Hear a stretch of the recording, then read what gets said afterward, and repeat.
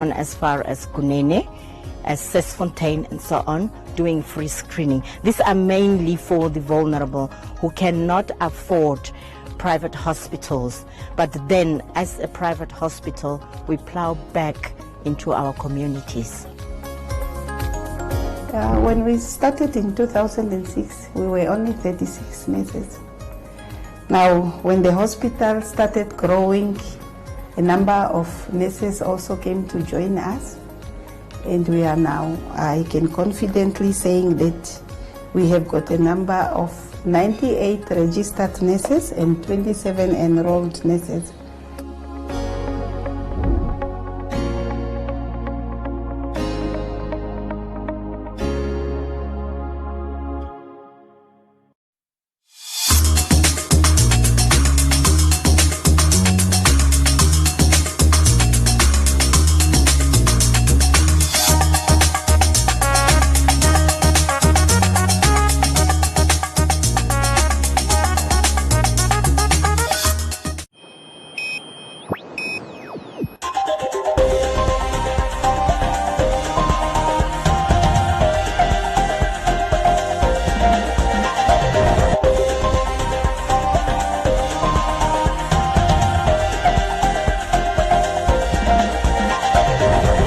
Good evening and welcome to Today on One. I'm Isai Sipunga.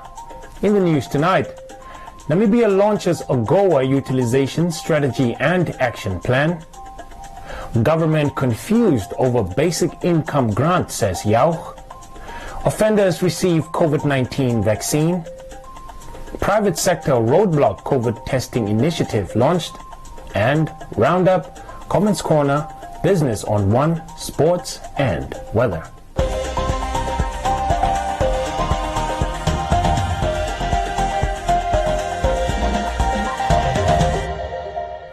Now for the news in detail. The Ministry of Industrialization and Trade, together with the U.S. Embassy, launched Namibia's National African Growth and Opportunity Act Utilization and Action Plan on how Namibia can increase exports to the United States through the AGOA Preference Program. The strategy and action plan will allow Namibia to export over 6,400 products tariff-free to the U.S. with benefits such as increased foreign direct investment and employment creation for Namibia. Selma Tapopi has more. Ambassador Lisa Johnson at the launch stated that Namibia, through the Ministry of Industrialization, has prioritized products such as meat, dates, specialty foods, leather handbags, handicrafts and accessories, and cosmetics, which will support the diversification of exports from Namibia to the United States. Ambassador Johnson adds that the embassy has also brought on board associations such as the Namibia Network in Cosmetics Industry, the Namibia Charcoal Association, the Namibia Manufacturers Association, and the Namibia Chamber of Commerce and Industry to assist export-ready firms. USAID is helping Namibian companies participate both in-person and virtual market linkage and business-to-business events, engaging with potential buyers, showcasing their products, and starting business discussions. These linkages have already led to export deals for Namibian firms. For example, in 2019, USAID supported Meatco in participating in the Summer Fancy Food Show in New York in the United States, where Meatco met Valley Foods, a US buyer, and the rest is history. This led to the first export of Namibian beef to the United States in 2020. Minister of Industrialization and Trade, Lucia Ipumbu, noted that Namibia's total trade with the United States has shown a stagnant growth over the past 10 years, adding that in 2019, Namibia's overall exports to the United States market were valued at 1.97 billion Namibia dollars, accounting for only 2.9% of Namibian exports to the world. The main products, as were related to earlier on, are uranium for now, diamond, and artwork. The strategy, however, identifies priority sectors and categories that we need to focus on going forward. As it was related by the ambassador, beef is one, fish is another one, semi-precious stone is another one, our grapes, our dates, the devil's claw, and all other products and oil products in terms of Semenia, Marura and the rest that we are targeting to export in the near future. The just launched strategy and action plan provides a prioritized roadmap on how Namibia can increase its exports, further recommending steps to address policy, supply and market challenges faced by potential Namibian exporters. Labour researcher Herbert Yao, who is part of the Basic Income Grant Coalition of Namibia, an organization that implemented the first ever universal cash transfer pilot project of a basic income grant in the country, says that the government still seems to be confused about the concept of a basic income grant. Yao responded to the recent statement delivered by the president during his State of the Nation address, where the president criticized the introduction of a basic income grant within the context of an unequal society such as Namibia. Joseph Ilonga has more. President Hage Geingob has been an open critique to the concept of a universal basic income grant in Namibia, where he allegedly stated at the recent launch of the second Harambee Prosperity Plan that he sees no reason as to why the government should implement a universal basic income grant within the context of a country with a high income inequality rate such as Namibia. Today on One spoke to Yao, who is a member of the Basic Income Grant Coalition for Namibia, an organization that has lobbied government for several years to roll out the social grant program in order to address the high levels of poverty and contribute to economic development. To provide a background about the rationale and concept behind the universal basic income grant. The initial idea of a basic income grant was it is a universal grant. Everyone gets it starting from birth until you reach the age of 59 or age of 60 when you're entitled to the universal old age pension. So it was meant to cover everybody below 60 in Namibia. And then they talked about a modified basic income grant. So the discussion was, should a basic income grant be given to people who are unemployed, for example? But that's not a basic income grant, that's then an unemployment grant. That's something very different.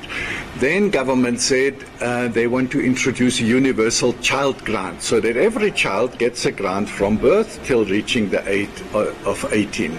Based on that, then the idea was then maybe the BIG, a basic income grant, kicks in when the child grant ends. In other words, from the age of 18 or 19 then to 59.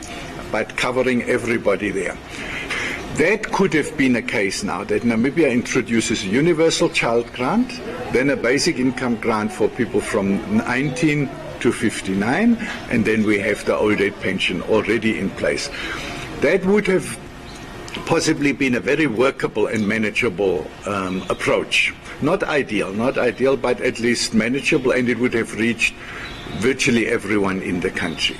The head of state during the recent State of the Nation address also announced that the food bank, marginalized grant and the feeding scheme will be consolidated into a modified basic income grant with clear eligibility criteria to determine qualifying beneficiaries. Yao further argued that government should rather build on the success of the emergency income grant initiated last year as a response to the COVID-19 pandemic as a model to roll out a basic income grant as the once-off payment of $750 Namibia dollars distributed by government last year reached far more people in the country compared to the food bank initiative and other social grants.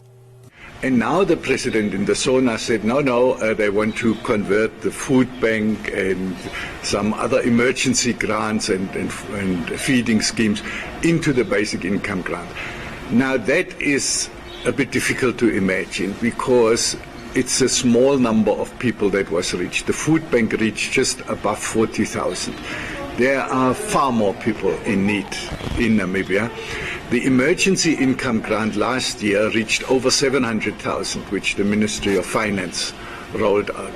So at least they should build on that and accommodate the proposal of having a basic income grant for those between 19 and 59 if they earn less than the tax bracket of 50,000 a year. That would be the minimum of what would make sense, and we hope that will still come through. However, we heard already that the main driver stopping that is the Ministry of Finance based on costs. They think Namibia doesn't have the money, it's too costly to do that. But one must understand that the basic income grant is not just a social protection measure, it's also an economic stimulus package. As people receive this money, they will spend it on basic consumer goods. So you recreate an economic cycle from below. And I hope that government officials and political leaders will realize that in a declining economy like ours, you need an intervention to turn things around. And the basic income grant could be one of those interventions. The proposal for a basic income grant in Namibia was made in 2002 by the Namibian Tax Consortium, a government-appointed commission. The consortium made the proposal for a basic income grant in light of the high poverty levels and the unequal distribution of income in Namibia. Staff members of the Bulletin Correctional Service and offenders received their COVID-19 vaccines. The offenders that received their jabs are encouraging their fellow inmates to take the vaccine as it's for their own benefit. Leston Vola has this report. Because we hear the corona serious, they are kill people and people they are sick, and we know we are in prison, and prison so it's not our prison like we are our side. It's a small place like us lady, and we don't have even enough quarantine. We just want to take medication to try again. Maybe we step corona down. I just want to try, and I want to people, the generals must make a planner to get our kid from out. They are come to visit us, our kid, because we are miss a lot our kid, a lot. Because I think we are going to make 1 year and maybe even 2 years. Maybe we didn't see our kid. I am serving a sentence at the Winter Correctional Facility, and the news and the media, well, the radio and the television, we see that pandemic is spread all over the world, and I feel it's important that we take the vaccine. It's been advertised as a benefit to us, and we see that the whole world is taking it. So I don't see there's any difference that we as inmates should not take it as well. So we were offered the opportunity to take it, and I appreciate that opportunity, and therefore I accepted it. I took Sinopharm.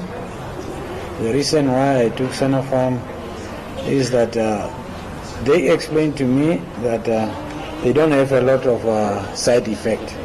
Is the reason, because since they started with this injection, they didn't find anyone with side effect. Is the reason why I took it. To my fellow offenders, I would like to tell them that they must come in numbers so that they can be vaccinated, because it's for their own benefit. Because after the vaccination, it doesn't say that you will not be having corona. You are going to have it, but it will not be severe. Is the reason that I want to urge them that they must come out in numbers so that they can come and get the vaccine. Winter Correctional Service General Rafael Hamuyela said that there are still staff members and offenders that are hesitant to take the vaccine, but believes that the ones that are taking their jabs will act as an example for the rest. What encouraged me to take the vaccine is my Christianity, where I believe that it is time for everything. And during the Noah flood, many people were being told they must go to the Ark of Noah. And they were having a lot of perception and different thinking. They would climb on top of trees, they are having higher houses, they will be there. And when the pandemic, the water came, all of them, they were washed away. It's good when something comes up. It's not that everybody will start seeing it the same way as another person. It's very, very important. Some people want to see before they believe. And that is a good thing. That's why we are doing it, for others to see that indeed it is here to protect us. It's not here to destroy us as other people are saying. After they see us have taken it and we are doing well, then that alone will encourage them just to think of protecting themselves from this COVID-19. Because this is totally something to protect the world. I believe, you see, the Sinopharm what I took now is, you are saying, is from China, and in Namibia we are having about 2,000 Chinese, and 3 weeks ago I was informed by the official from the Chinese embassy that they were just left with something like 100 Chinese who were not yet injected, and they are not being injected at the Chinese embassies.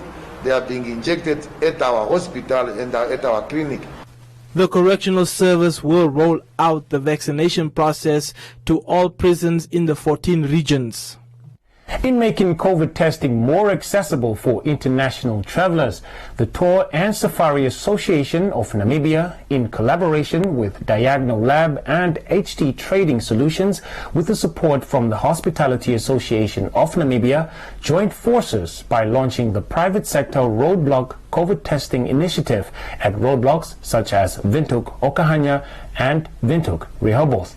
Hendrina Kanyolo has this report. The pandemic has dealt a very hard blow to the tourism industry in Namibia. Many tourism businesses have had to close down or are on the verge of closing down. Many jobs have been lost. Many livelihoods are at stake, more so with every passing day. It is absolutely critical for the survival of our industry to get tourists back into our beautiful country, to revive this important economic pillar in Namibia. To achieve this, we need to make Namibia as enticing as possible for our international guests. We need to stand out as a safe destination with easy access to testing and top-class medical facilities. The private sector Roadblock COVID testing initiative is aimed at making it easier for tourists and travelers to get tested. Mobile testing facilities have been put up at the Windhoek Okahanya and Windhoek Rehoboth roadblocks. Whilst this initiative is aimed at the tourist sector, everyone who needs COVID testing can make use of the facilities. The pandemic has impacted and changed our outlook on how we work, how we live, how we do business, how we interact with one another, and last but not least, how we should sustain and protect the continued well-being of our people.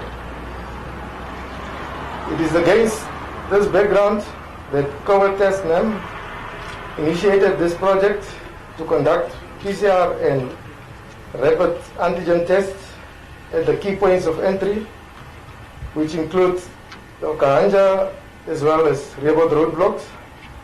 The aim focuses on tourism travelers coming to the end of their trip will enter the city from both north and south bounds of the B1 roads. The initiative is to revive the tourism industry by providing an efficient and convenient product that is mandatory to the travelers prior to cross borders needing to test against COVID-19, with the main focus being set on customer service. The COVID-19 test team on hand consists of well-experienced Namibians with extensive knowledge in the tourism industry who lost jobs due to the pandemic. We also partnering with young, vibrant Namibian graduate nurses that have been serving the Namibian population and now willing to go a step further in contributing to the revival of the Namibian tourism sector and future projects under the COVID Test NAM to help fight this pandemic. Kalumbi Shangula applauded the private sector for the initiative, noting that this will surely have a positive contribution to the upliftment of the industry, as the tourism industry is one of the sectors that expands and contributes to the economy of Namibia.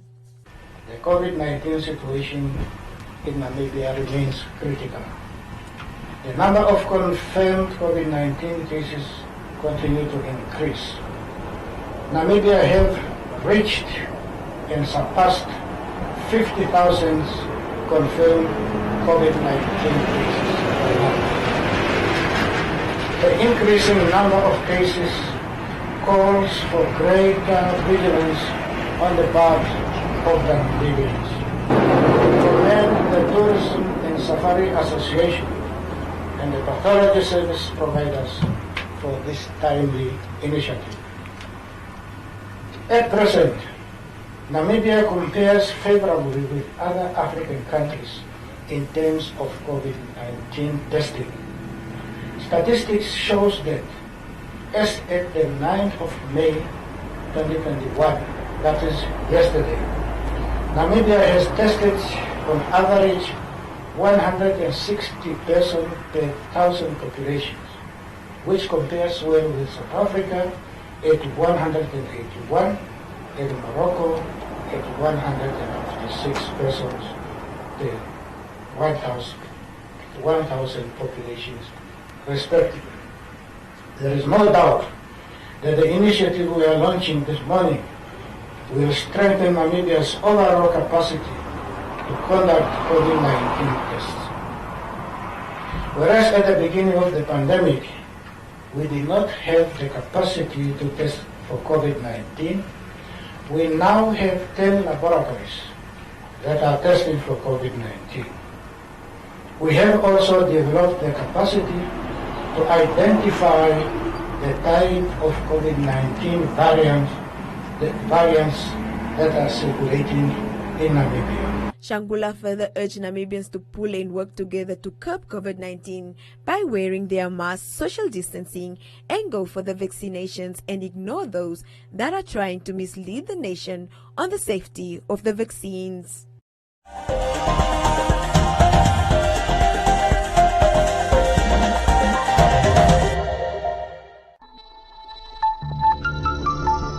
My name is Ephraim. I say no to gender-based violence. Do you?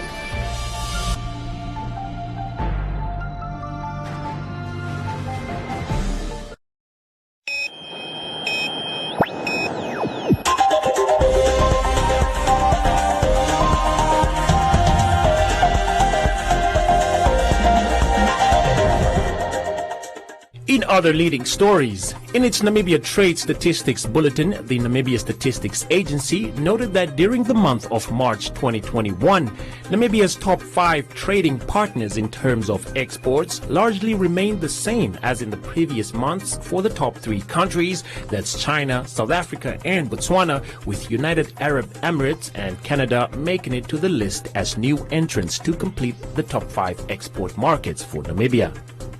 These top 5 markets accounted for 57% of Namibia's total exports, down from the 57.7% and 72.6% recorded in the February 2021 and March 2020, respectively.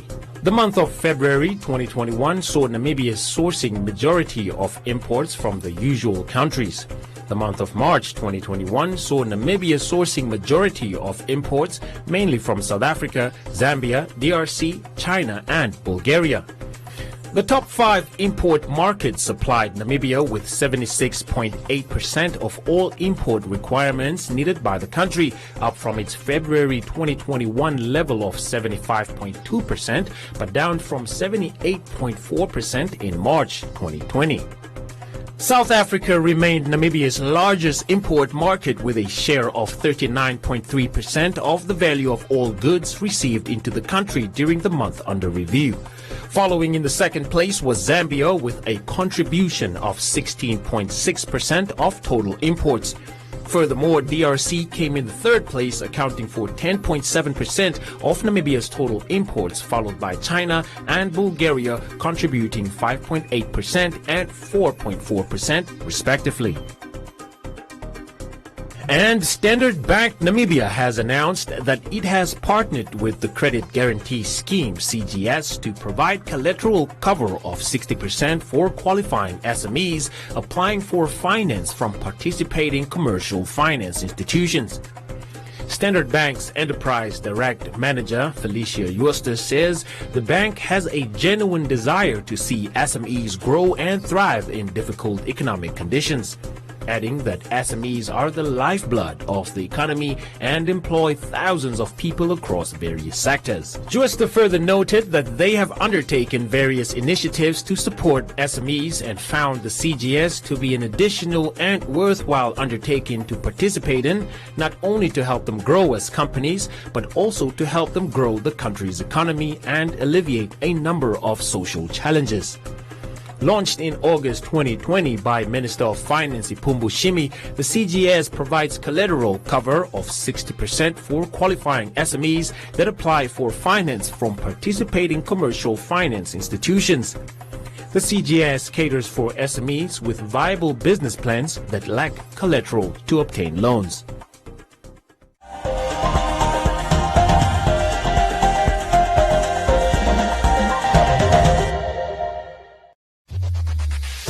Win free airtime with hashtag #LearnOn1. Share your comments on the lessons. WhatsApp your feedback, name and town to 081 200 6659. Hashtag #LearnOn1. Invite learning in.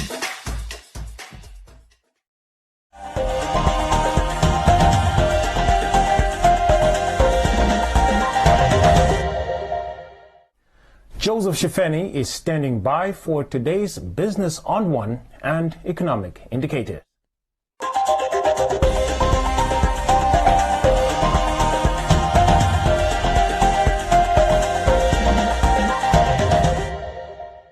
Welcome to Business on One. I'm your host, Joseph Shifeni. The Ministry of Health and Social Services has received a donation of over 12 million Namibian dollars from several businesses that will go towards the procurement of more vaccines for the country. This comes after the government's call on the private sector to join and contribute by funding 1/3 of the cost of the vaccine. This will be used to buy vaccines from suppliers, acquire medical supplies and vital components in the overall vaccination process. As a responsible organization and business that has been operating in this country for the last 101 years, Old Mutual remain committed to do all what we can to make a contribution to protect our customers, our employees, and the community in which we operate from coronavirus. And we are continuing a journey that we started when we responded to the clarion call of the President in March 2020, when we made a contribution of 5 million towards addressing the impact of COVID-19 in very, very specific areas. Last year, we contributed an amount of $5 million towards the Solidarity Fund of Namibia. And similarly today, we're standing here together with others to commit a similar amount towards the vaccination program that we have embarked upon. We believe a successful vaccine rollout will provide a quick route for Namibia's economic recovery and future prosperity. With these contributions, we hope that we would encourage each one of the Namibian population to go out and get their COVID vaccines together, and so that we can ensure that we once again become a nation of productivity and get our production numbers up. While we stay apart, we encourage the public to ensure that they protect themselves from this deadly virus, and once again go out and get themselves vaccines so that we once again would find ourselves being productive as a community.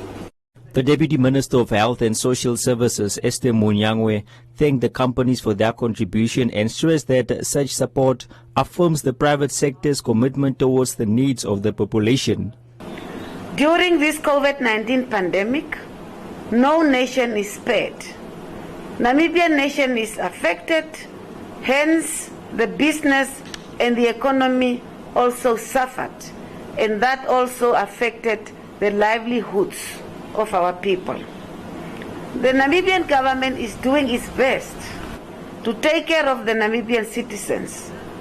Any assistance rendered during the time when the ministry currently extended its vaccination campaign to all parts of the country will indeed enhance the rollout of our vaccines campaign. Representatives of the Coalition on Vaccines for Hope, please accept our sincere gratitude on behalf of the people of Namibia, the Ministry of Health and Social Services, as well as the entire Namibian government. While some companies donated funds, there were those such as the Luderitz Nest Hotel that pledged accommodation and meals. Government will need approximately 600 million Namibian dollars to get enough doses for the entire population.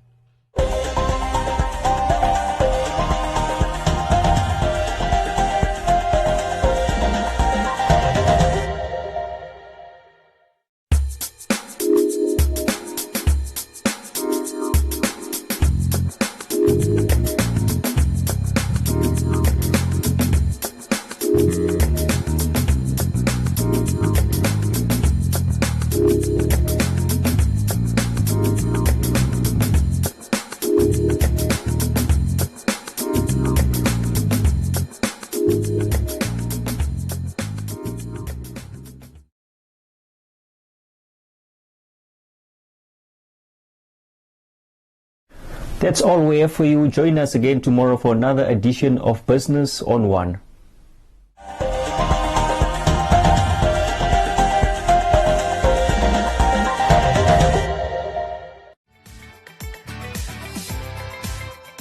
Are you a CMS member? With HospiCash 100, you can get up to 100,000 Namibian dollars cover with a 30,000 limit per event from as little as 100 Namibian dollars a month. We understand that being in hospital can be stressful. That is why with HospiCash 100, you can cover your non-medical expenses by receiving cash payouts when you are in hospital, so you can recover stress-free. Interested?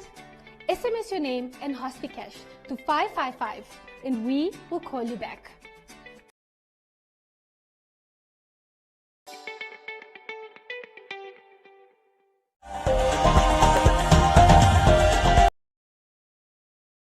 Comments Corner, your daily dose of comments from the hottest social media pages.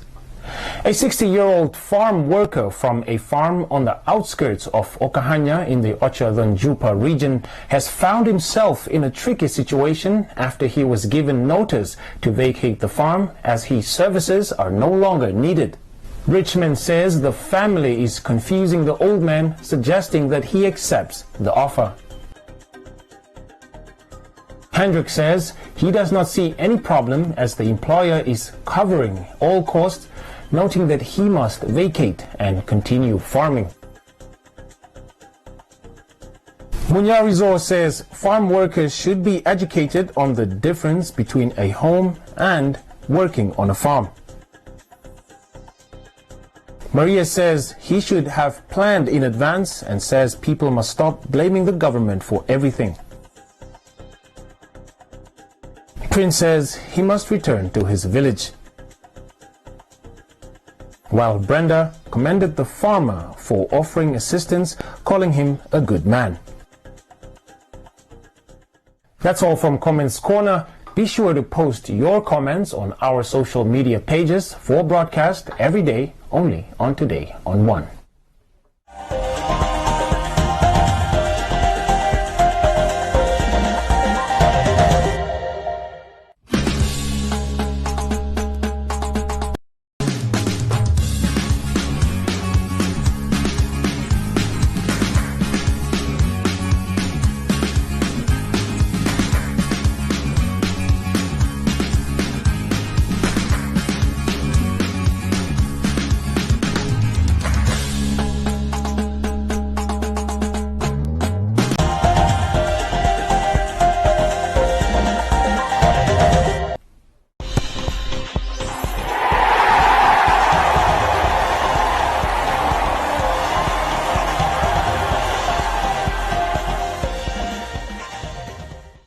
Welcome to Sports on One. I'm Charo Musiandaka. The MTC Nesta Sunshine Boxing Academy stable is once again taking boxing to another level as the stable recently secured an international title fight for the hot prospect Jeremiah Loki Nakathila. Nakathila will face new kid on the block, Shakur Stevenson, who currently boasts a record of 15 fights and no losses. He is currently the WBO World Interim Junior Featherweight Champion. Let's cross over to Castro Olumbu for more on this story. Veteran boxing promoter Nesta Tobias has labeled Nakathila's fight as one of the most important fights for his stable this year, calling it a great achievement as he shows confidence in his fighter. Okay, it's a big achievement. Just for MTC Science and Boxing and Fitness Academy, it's also a big achievement to get this fight done. You know, it take a lot of thinking. It take about a lot of time, you know, and a lot of stress. We go through that. Okay, it's one of the boxer was in the top 5 for a very long time, and not get a chance to fight for the world title. I think I remember maybe from 2017, 2018, you know, the guy was already there, you know. If there's another boxer was in the top 5 for a very long time and he didn't get a chance to fight for the world title, I don't know. If we're lucky in Africa, in Namibia, and my knowledge in the world is the only guy. We know on his record there's one defeat, but that defeat for us was just a lesson learning, you know. Because after that defeat, we learn a lot, you know. Because when you fight outside, if you knock your opponent out, you get a draw. It's better go for a knockout. If you go in the distance, so of course they give the fight to their boy. You know, that's what happened in Russia. Loki put up a great fight, and in my own opinion, my own judgment, I believe we won that fight. But on his record, there's a loss there. See? You know, he went 11 fight. After that fight, followed by, you see? So he learned also. He said, no, I'm not gonna go points anymore. I'll take them out. He's taking the judges in his own hand. In his remarks, hot prospect Jeremiah Loki Nakathila has expressed his appreciation towards his stable for securing the title fight. A confident Loki has only one loss in 22 fights and promised victory against American young prospect Olympic silver medalist Shakur Stevenson. You know, I'm excited. You know, I've been looking forward for this type of fight. You know, it's every boxer's dream to reach this level. And I want to say this is my time. It's my time to shine.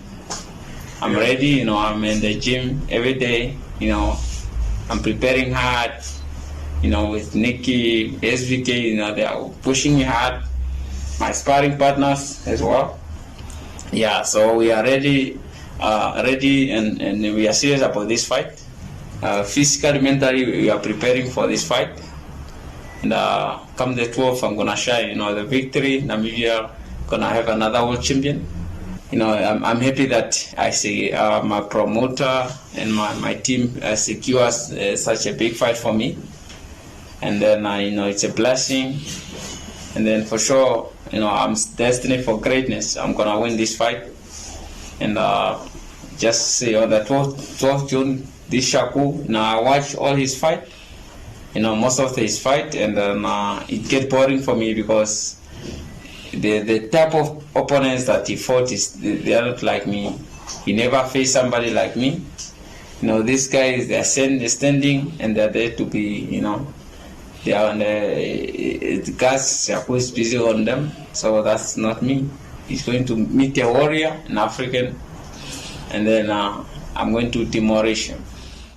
Jeremiah Loki Nakathila will face Shakur Stevenson on the 12th of June 2021 in Las Vegas in the United States of America. That's all we have for you. Join us again tomorrow for Sports on One, and don't forget to follow us on our social media pages. Back to you, Isai. Thank you, Chairo, for that update. Time now for the weather forecast.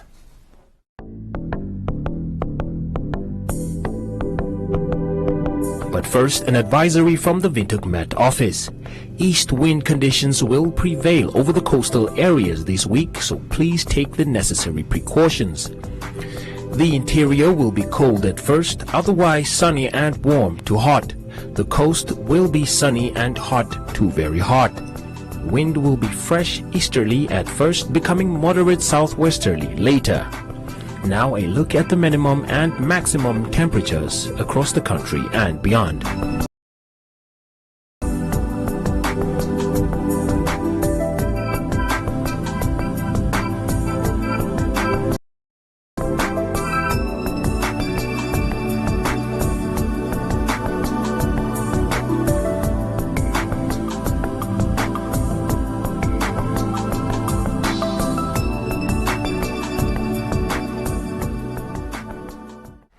That is all from us this evening. Tune in again tomorrow at 7 p.m. And don't forget to follow us on our social media pages.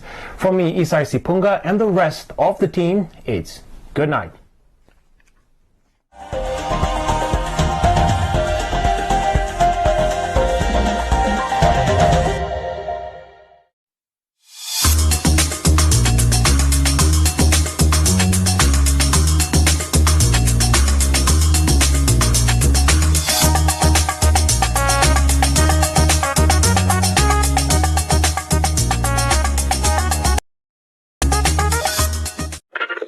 What's up, world? This is Shay, the goddess of the airwaves, on 99 FM, Monday to Friday, serving you breakfast.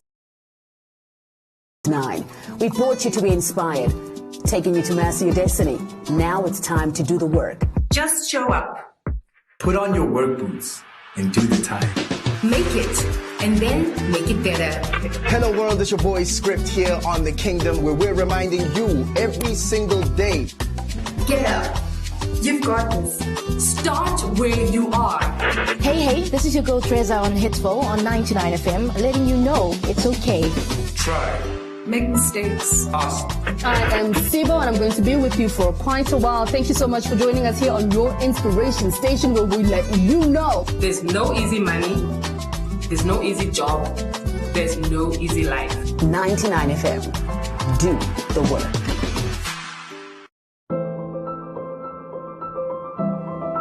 Stop completely. We'll still be here when everything settles down. In this time of uncertainty, look to nature. She has all the answers, you know.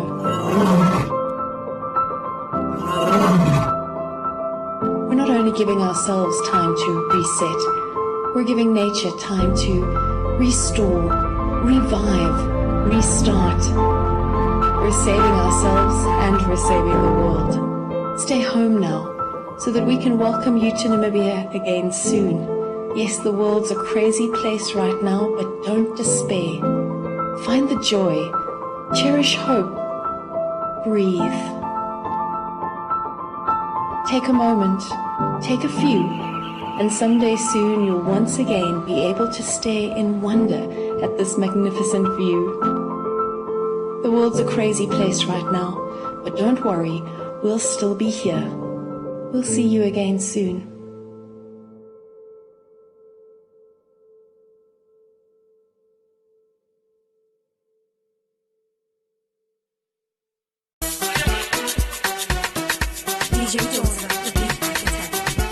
Make the camp that probably also is good, and these guys are looking for their chances. So the camps, we're probably going to have another one around February. And our target is obviously to take the boys to go play, to expose them to international tournaments. And in this exposure, we would want the best of them, so that we can actually just represent Namibia well. And I think, from a personal point of view, that if probably a Colin Benjamin or Quentin Jacobs or Muhammad Osef or Robert Nosef could make it without development to go as far as they could, these boys, with the development that we're putting in hand, why wouldn't they? And I think that they will definitely be better than us. So in this next John Hotto and the Shalulule is definitely, and I don't think it's only going to be Shalulule and a Hotto in here, but the Nyambe in here, and it's going to be probably 3, 4, 5, 6 more than what we have right now.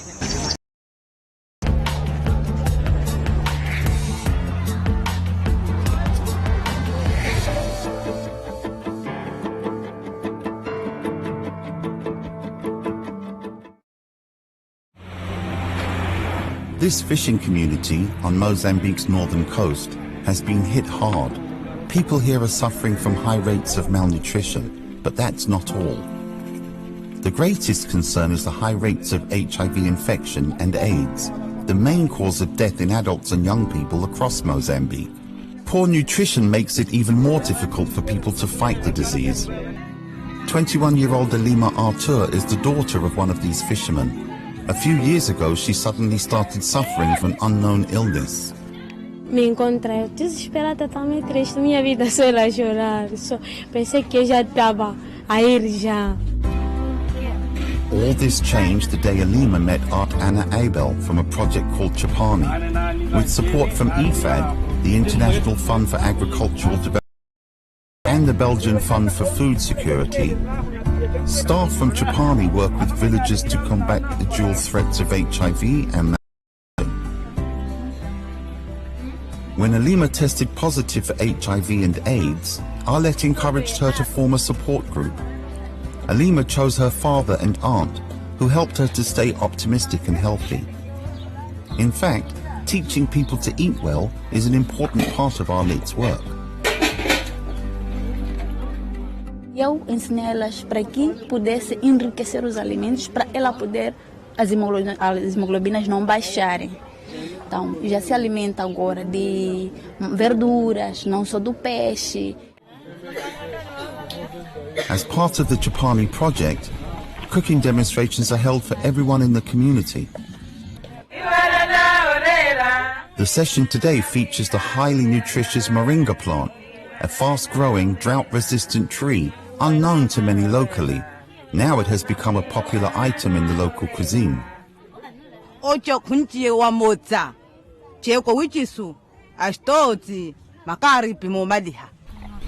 Maria Machambi, who is not HIV positive, is learning to create her own garden with more than 6,000 other families in the area.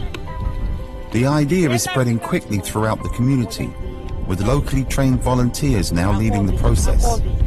They share their ideas with their neighbors and everyone gets excited. For us, that is key. The success of the project has motivated IFAD to expand nutrition education across the years. Meanwhile, Alima is playing a key role in spreading the word about healthy living. Through songs, she informs people about safeguarding against HIV and AIDS, adopting healthy eating habits, and learning to cope with the disease. Vê lá, me repara só. Sabe, uma pessoa pode me ver, só ver que eu tenho esse tipo de problema. Estou bem, hein? Viste? And with more than 10% of Mozambique's adult population infected with HIV, this message has never been more pertinent.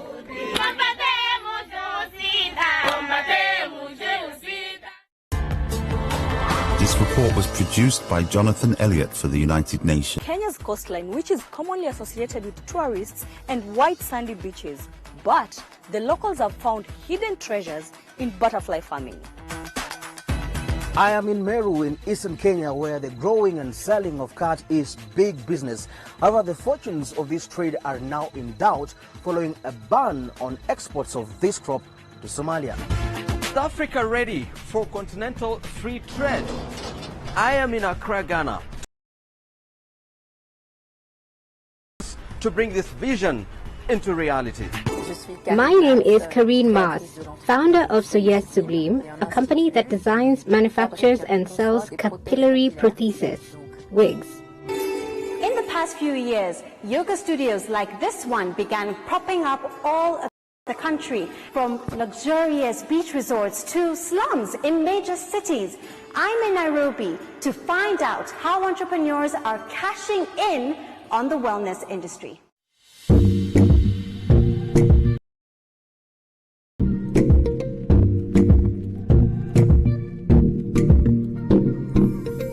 Hi beautiful souls, this is Nikita Winter and I am here to share easy tools for stretching that you can do just about anywhere.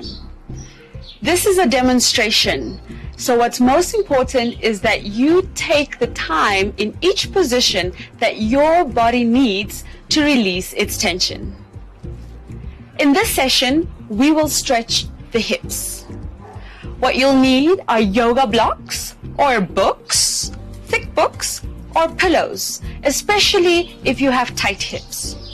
You can do this on a mat, on the floor, on a blanket, or even in your bed. Let's get started. So we're going to start on the floor with the soles of our feet together. I'm going to grab around the feet. This is a butterfly position. So in order to warm up the hips, I'm just going to flap the butterfly wings. And again, take your time. And here, again, if the hips are too tight, you can place your block. You might even feel a stretch in the back here. From this position, I'm going to take one arm right behind me, not too far from my body. The other arm, inhale, exhale, press the hip open. And come back to center. Change. One arm right behind me to lengthen the spine, the other hand on the knee. Inhale, exhale, press the hip open. And back to center. Now we're going to lie down on the floor. And first, before I get started, I have to make sure that my body, my spine is in alignment. I'm going to just open up the neck area. And you can spend as much time as you need here, allowing the force of gravity to weigh on the legs to open up the hips. You can place your blocks, books, or pillows underneath the knees. And gradually, you can take the feet even further down and spend enough time in each position. From here, we're going to go into an internal hip rotation. I'm going to spread my feet to the side, lean the knees inwards. If you have a little bit more flexibility, you don't really feel the stretch, just take your feet even further apart to deepen this internal rotation stretch in your hips. From here, I'm just going to place the upper body facing up, shoulders down. And then I'm going to stop on one side, take the lower leg over the upper to add weight to deepen the stretch. Release the leg and switch. Other side, lower over the upper. And back to center.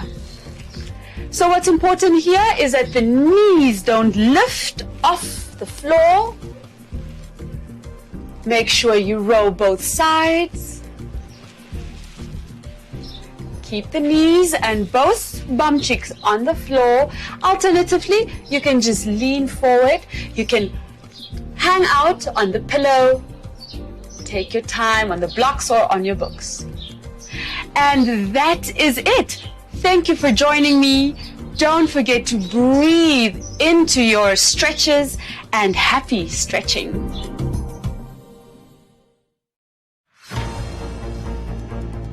On January 30th, the WHO declares the outbreak a public health emergency of international concern. One day after Valentine's 15th Feb 2020, a man tests positive for the virus in Egypt, the first case on the African continent. Many African countries have been praised for waging an effective campaign to stop the spread of COVID-19 despite having weak health systems. With a population of more than 1 billion people, the continent has had about 4 million cases according to data from the Johns Hopkins University. This was foreseen. Viruses mutate, and investigations are usually ongoing to know if they are more deadlier or less deadlier. But remember, data is still being gathered, and Ian, to note is that the measures that were curbing the COVID-19 are still the same. Social distancing, washing your hands, wearing a face mask, these still apply. COVID has certainly unearthed many of the challenges that exist within the health system, and the challenges of operating within a failing and health system. For example, human resources, lack of robust supply chains, leadership, and so on.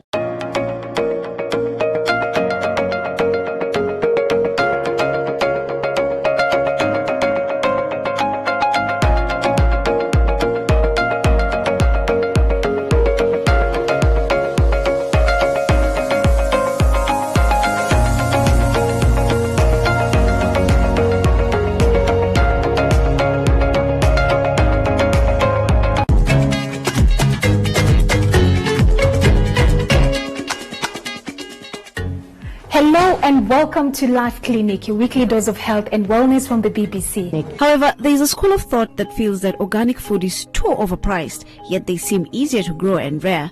But what do experts make of this? You are paying for quality, you are paying for safety, you are paying for your health, because the other alternative is consuming conventional foods that contain contaminants. For those who choose to shave, let's say, razor, use those that are specifically made for the genital area. So they're very different from the ones for the face. In terms of shape and the angle, it sort of helps it so that you don't cut yourself in the process. Should I be concerned about getting a prostate check?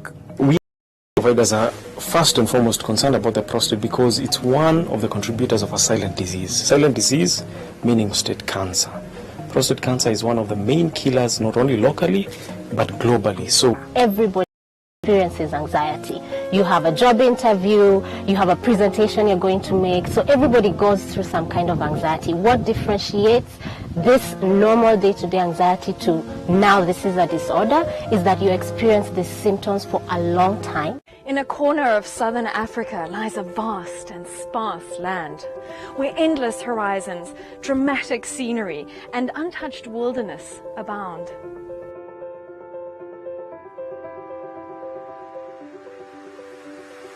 (1,500 kilometers of harsh desert coastline, a mosaic of biodiversity, sub-Saharan savanna, acacia bushland, encased by 2 deserts. Home to wildlife and wilderness abundant, yet ever at risk. This is Namibia, home to some initiatives forged, manned, and driven by passionate individuals and groups. They're walking for more than 45 kilometers a day. Special species and wild locations under constant threat from an increasingly destructive developing world. One of the world's true survivors. This is the story of the Namibian wilderness, the stories of the enigmatic wildlife and natural wonders of her realm. They are not a threat to anyone, if you understand them. This is the story of those determined to preserve it, and thereby themselves. Don't think I want to tell my children one day that we had rhinos in Namibia. I want to show them live rhinos.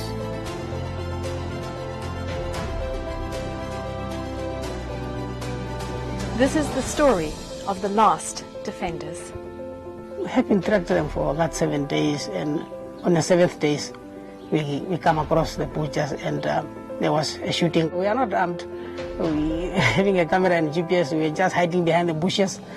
If I don't protect this species, who's gonna do that? So is that why I sacrificed my life to go on conserve the rhinos. Armed out in the field with basically a notebook against poachers that are armed with highly dangerous weapons and more. How is this an equal fight? I started right on the ground as a tracker, and I worked all the way up to be the CEO now, and I know how hard it is. It's commitment and dedication and the patience that you have for the animal. It's really hard. It's like you had something in your house that you are protecting for so long, and when you go away from home, somebody comes and kills you.